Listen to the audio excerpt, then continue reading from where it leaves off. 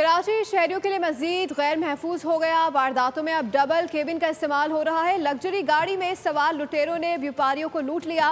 करंगी में डकैती हुई और मजामत न करने के बावजूद लुटेरों ने नौजवानों को मार डाला।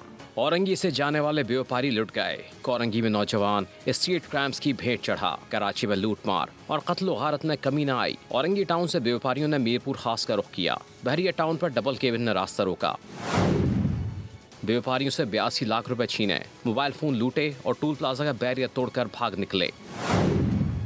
मुद्दई के मुताबिक मुलजिमान पुलिस की वर्दी में मलबूस थे। सफेद रंग की डबल केबिन पर नंबर प्लेट भी न थी। ये वारदात 30 अप्रैल को पेश आई। दूसरी जानिब दौरान डकैती एक और नौजवान मारा गया। वाक़या कोरंगी 5.5 नंबर पर पेश आया। साकिब नामी नौजवान से मोबाइल छीना, थप्पड़ मारा और मुजाहमत ना करने पर भी मार डाला। लवाहिकीन का कहना है कि रास्ते खोले होते तो शायद साकिब की सांसें बंद न होती। इलाका मकीन कहते हैं कि कोरंगी में वारदातें मामूल बन चुकी हैं। इस इलाके के कई अफराद कई मरतबा नकदी और मोबाइल फोन से महरूम किए जा चुके हैं।